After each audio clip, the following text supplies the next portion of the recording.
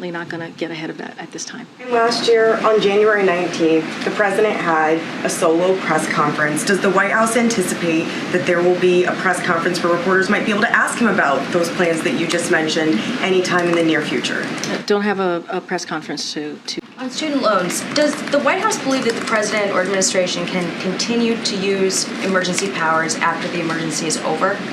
So providing debt relief or pausing loan payments as it relates to the student loans does not require an ongoing and national emergency. And I just laid out for Karine how we see this process and talking about the HEROES Act, which was a authority that was given to the Secretary of Education through Congress, and that's how we're moving forward there. And look, the emergency ending doesn't change the legal justification, and here's a couple of things here. There was a national emergency, as we all.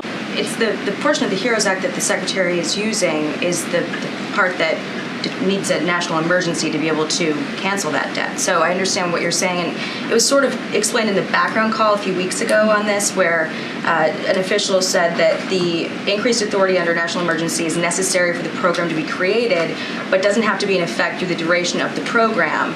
And the reason I'm asking is that interpretation could potentially allow for, policy effectuation beyond the emergency. So at what point is someone not worse off after a pandemic? How are we determining? I mean, just getting back to, I guess the crust of your question is that we don't need an emergency power to use the HEROES Act. It is an authority that was given to the Secretary of Education, and he is using that authority for a moment that we believe the American people really need it. Does the HEROES Act, though, require the national emergency for the Secretary to use it? I know we're splitting hairs here, but what I'm getting at is, yes, there was a national emergency. Yes, the administration used the HEROES Act because of the national emergency to cancel student debt.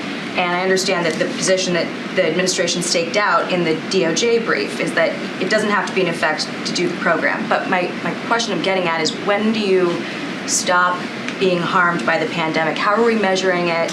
That's a good question. Look, it's not any emergency power. It is, again, something that the Secretary of Education gets to. The HEROES Act is something that is in his purview, that he's able to use, an authority that he's able to use, and that's a decision that the Secretary of Education is going to make. Final point on it. I gotta move on. I really gotta move on. Way in the back. Thank you, Bridget. On the COVID pandemic emergency, the administration has been using that as the justification for the plan to cancel student loan debt. Does ending the COVID emergency undermine the student loan plan? So we see that very, very differently. As we've talked about before, I think I've been asked this question before.